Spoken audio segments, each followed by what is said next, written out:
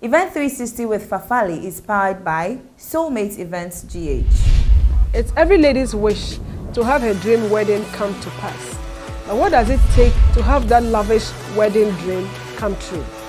On this episode of Event360, we'll be delving into the world of a wedding planner and also check out some luxurious events that took place over the weekend. I am your host, Fafali. Welcome to the show.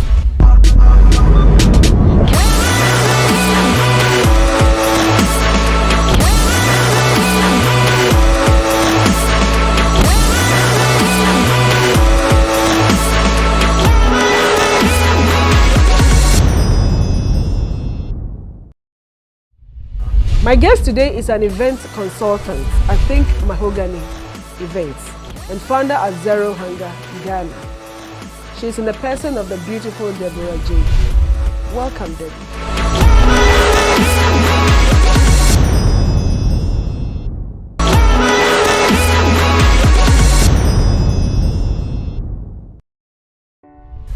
Welcome back to the show. If you just joined, it's still Event360 with Fafali. Welcome, Debbie, to Event360. Thank you so much, Fafali. Who is a wedding planner?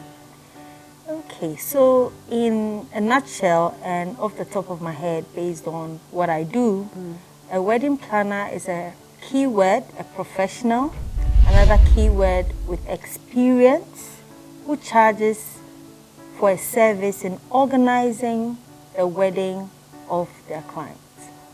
Wow.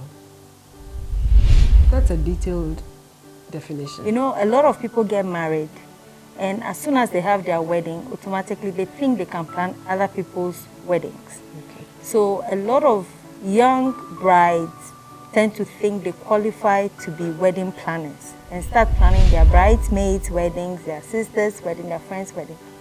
But what they seem to forget is the dynamics of planning your own event is entirely different to planning somebody else's event.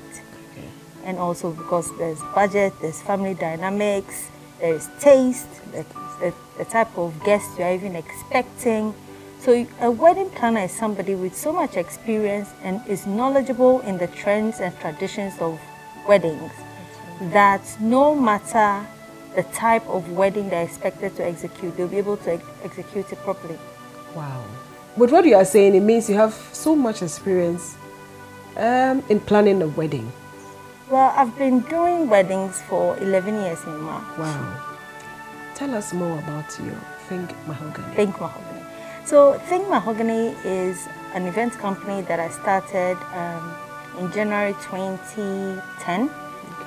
And I always tell this story. I didn't start an event company because I wanted to be an event professional. I was out of a job and I decided to start doing something whilst looking for work. But I guess, you know, when God has a purpose for your life, you find yourself in situations where you know within your heart that God puts me here for a purpose. That's right. So I started just, you know, doing it freelance, but I was still looking for a job anyway. So my first proper event was actually on the 6th of March, 2010. I still got a job. I went to work for somebody else, but then I came back.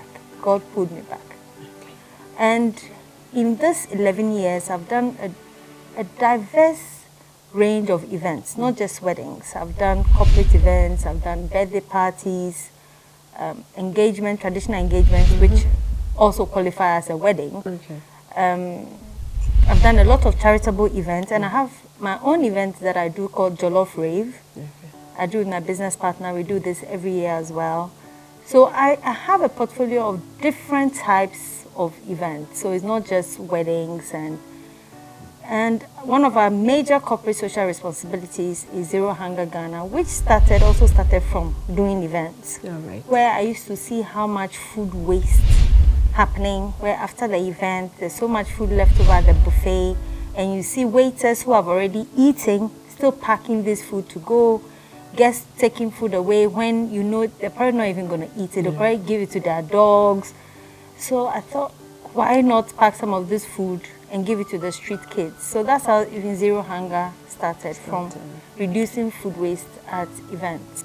in a nutshell, it's been 11 years of wonderful experiences, learning curves, difficult events, smooth events, happy events.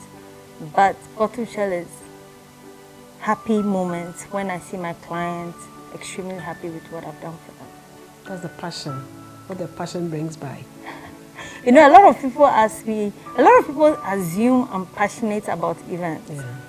And I always say, you know what, I am not passionate about events, I'm passionate about results. Okay. There's a difference, you know.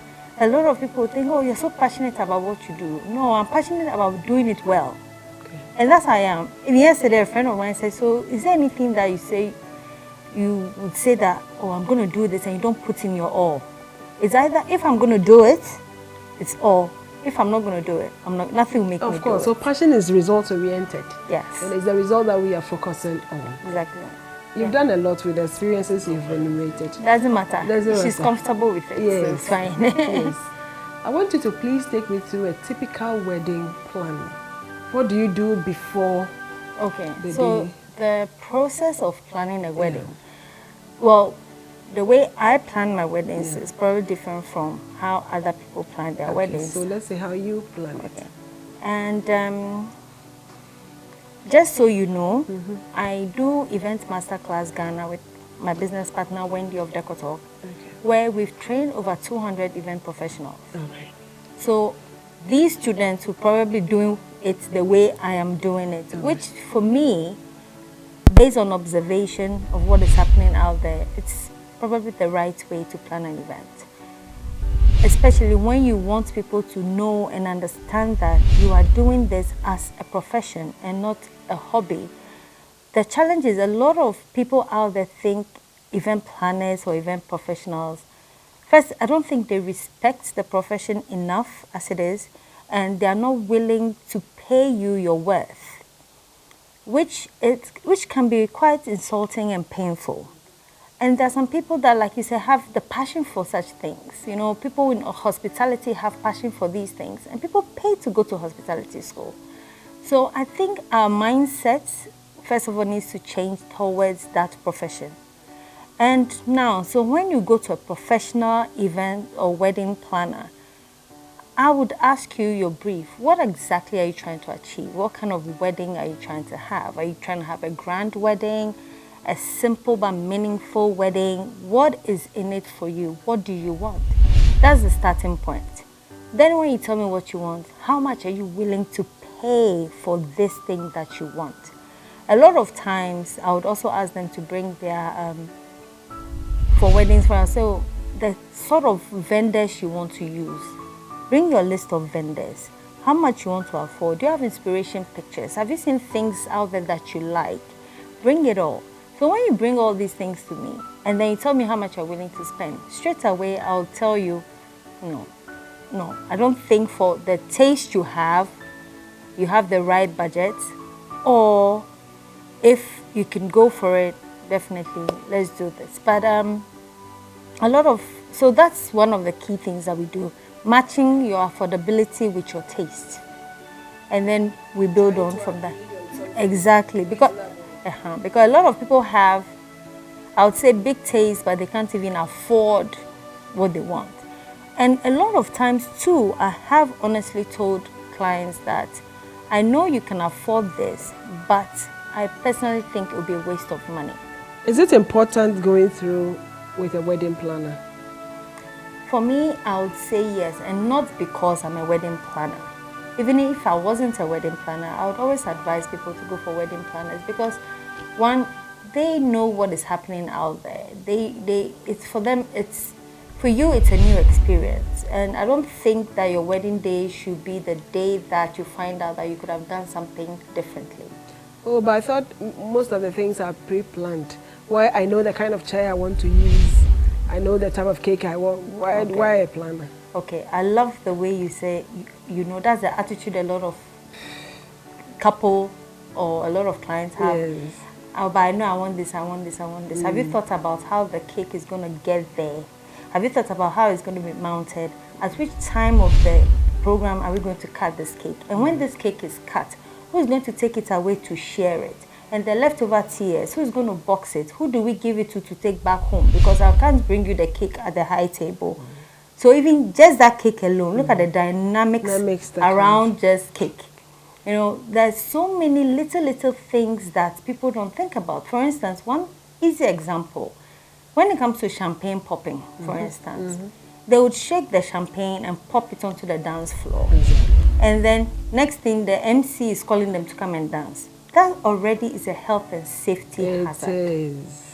But they wouldn't think about all that you need to have somebody on standby with a mop to come and quickly mop, and you find other things to do in the program to allow that dance floor to dry before you ask people to dance. Exactly. So when you are planning, these are some of the things. So when you're coming up with a program, you know definitely after champagne popping should not be dancing. Other things need to happen. But somebody who doesn't do this and is not used to doing this will not be able to even tell you that. You know, and again with your cake, I should be able to advise you that, okay, if you want a cake, are we going for fondant, buttercream? Is it outside? Is it inside? So when you're paying for a wedding planner, know that you're paying for expertise. And you know that everything is in somebody else's hands. Everything is going to go according to plan. After all, I'm paying her to do it. So it's her responsibility to do it. You shouldn't be... And you know, a lot of brides make this mistake. Oh, my friends who save. Your friends also came dressed up in their makeup, nice outfits, to enjoy the moment. They're not remembering table 11 who doesn't have water. Because once you're also coming in, their phones are out and they're taking pictures. So they're neglecting your guest. So there's a lot of things that a professional will handle that you would not be able to handle. Auntie Debbie, with the enlightenment you have given, the wedding planner, the need for the wedding planner cannot be overemphasized. Oh, certainly not. Very, very, very important. It's been a lovely discussion. Let's check out on some of the weddings that happened over the weekend.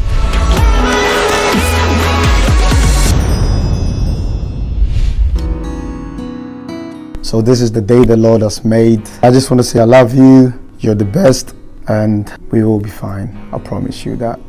I love you. I'm gonna love you when our time is right. Be thinking of you every day and every night. To think you're somewhere in this world, and someday I will make you my wife.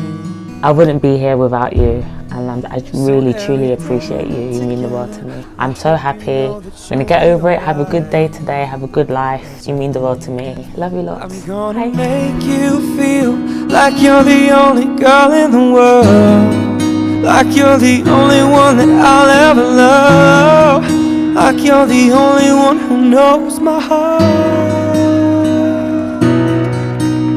Oh, like you're the only one to be your wedded wife in sickness, in health, and forsaking all other. I will. Will thou have this man to be thy wedded husband? I will. You and I, we don't wanna be like them. We can make it till the end. Nothing can come between. Congratulations, Nana. Enjoy married life. I'm really happy to be here and be a part of your wedding. Best wishes for the both of you. I wish you guys long marriage, happy life, lots of kids. Make sure you get twins in there, man. Ti voglio bene, tanto bene. Ti amo tanto. Auguri, tanti auguri a voi. Ciao. Have loads of kids, have loads of sex. Enjoy yourselves. Enjoy. I'm so happy you guys are setting this example. Roll safe, Nan and Billy. Oh yeah, it's mad thing. All I see is blue car. You and I, we don't wanna be like them. We can make it till the end. Nothing can come between you and I. Not even the gods above can separate the two of us.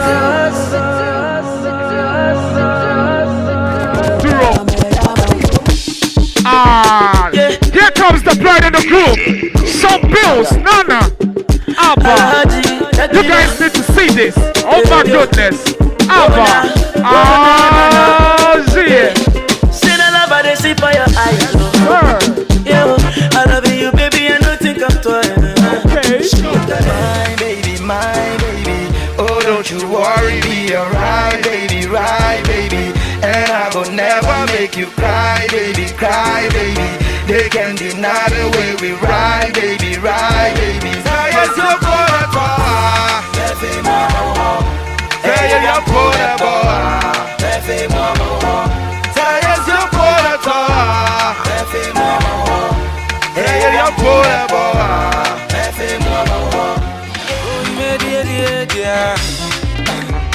Mansa minazi bazu amibae za krona duzu akosha unika ya peti eni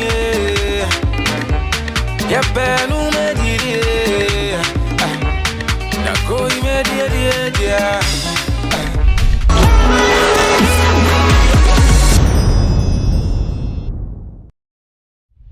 We are back from the commercial break, and we are still with my guest, my lovely guest at that, Debbie Jane.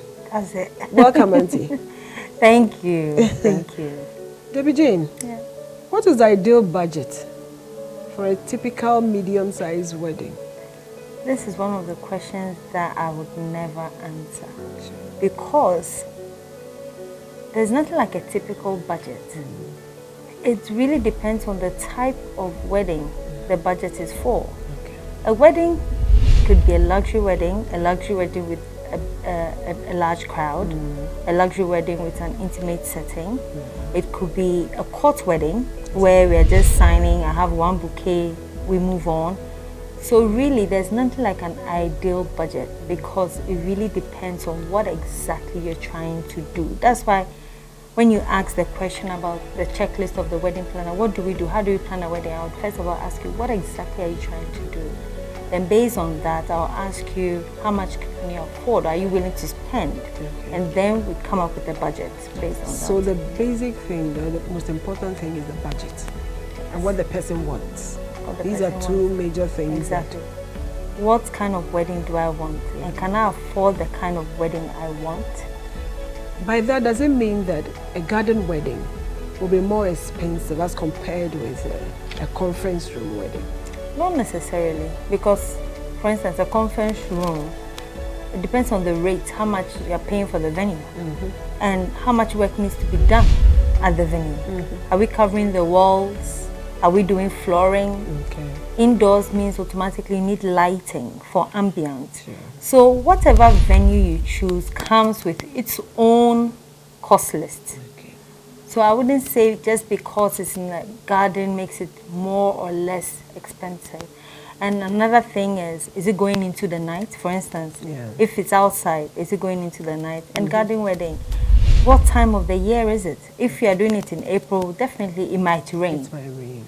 So there are all these things to also consider. You will advise on all exactly. These things. That is why it's always important to even speak to your to a wedding planner before you pick a date, or even after picking your date, before you go booking venues. Speak to the person, and based on their expertise, they'll be able to advise you. Somebody can even be having a church ceremony in, let's say, Achimota, and go and pay for reception in Tama. And you're thinking, did you think about the traffic and the dynamics? No, there are so many things that they don't even consider. Is wedding planning a lucrative venture? When you say lucrative, what I always say is, okay, for people to understand my response to this question, is wedding planning a lucrative business? Before you start a business, you know what you're looking for, okay? Some people might go into a business because they want to just be able to afford the basic things in life, be able to pay their children's school fees, you know, not necessarily even go on vacations or anything, just to be able to cover the barest minimum overhead.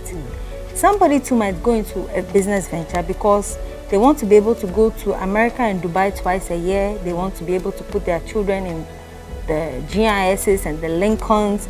So we all have different ambitions. And that is what drives us to go into certain things. If you think becoming a wedding planner is going to afford you the luxury life, I'm afraid I'm going to burst your bubble. It won't. As a wedding planner, how much are you even charging per wedding? Somebody is even when you charge, I'm not saying that's how much I charge, but even if you charge, for instance, 5,000 cedis for somebody's wedding planning, they would scream and say, oh, it's too much. You know what and what I can pay for with that money. But if I was charging 5,000 cedis per wedding, and maybe I'm doing one wedding a month, apart from the money that's come, the resources around me that I'm using, half of that money is already going into resources. Do you think I can pay GIS school fees and buy a Range Rover? No. So I don't think people understand that wedding planning is not going to be your key to a luxurious lifestyle. Not at all. But a lot of people also ask me, so how come you're still in this business? Half of the time, my income that supports the business is not directly from weddings that I have planned. Other events that I'm doing around it, you know. So if you want to be a wedding planner, it's all well and good, but you need to have other sources of income. So to answer that question, don't come in thinking that it's going to be, you know. What you're saying invariably is that it's good. It's good. There's money in it. But all depends on what you are looking out for. Exactly. And the kind of client, your clientele base. You know, if you're going to be charging 500 cedis to plan people's wedding, how many weddings are you going to be able to plan to even pay your rent? Debbie, yeah. Have you had any hurdles in your line of work? Oh, yes. Any typical one that we can? For me, the toughest hurdle for me is when, for instance, the client is not entirely honest. So when I say honest, is they'll tell me, oh, it's 100 guests, and you give them a bill for 100 guests, you do a setup for 100, and on the day, you have over 100, sometimes 200, even 300 people walking in. Now it becomes your headache. How do you, because as a wedding planner, you also have to be hospitable. How do I accommodate all these people? How do I make sure these people are comfortable? Is there enough food for all these people? Is there drinks? And one thing I always say to my clients, even to my staff and all the people that I train is, when you are doing an event, don't think that if anything goes wrong for you, you don't care, you've done your best. When a guest walks into that event, the first thing they ask is, who did this? Or which company did this? They don't ask, how much did the client pay for this? Sure. That's never the question. So, Debbie, do you train? Yes, I do train. Yeah, because same with the conversation, I see you have a lot of experience about events.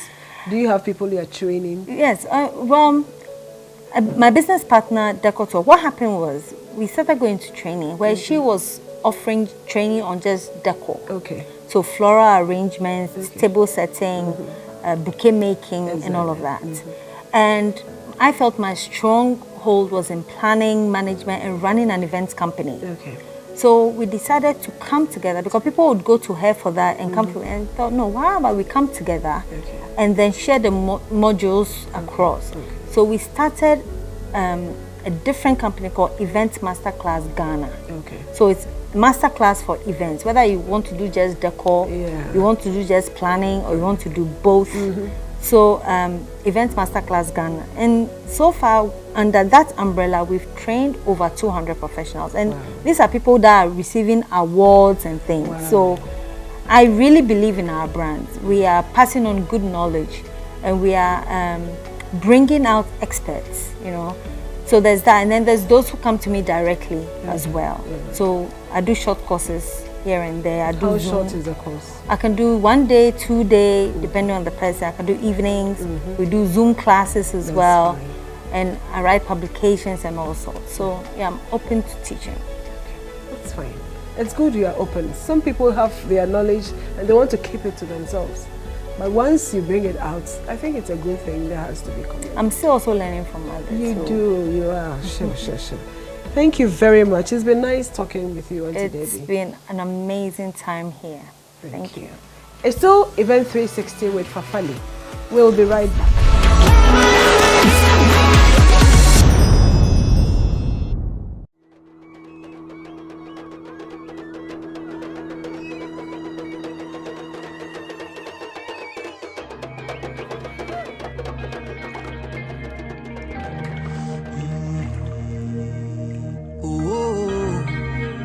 Shade, Oyana.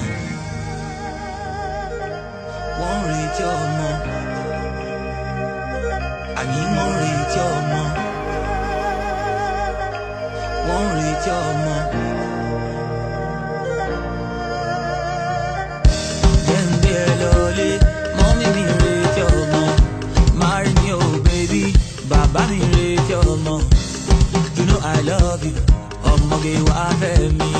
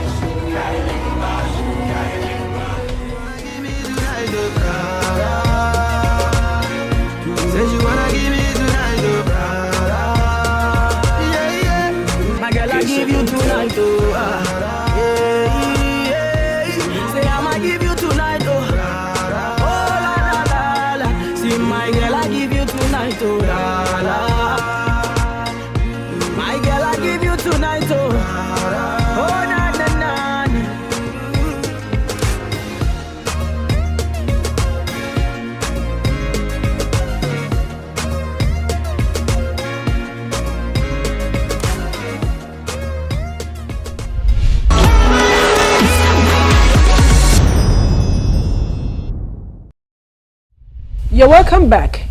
Event tip for the day. Go for what you want, but keep it simple. Thank you very much, Debbie, for the insights. Thank you. Akmakaka. Thank you, Jack.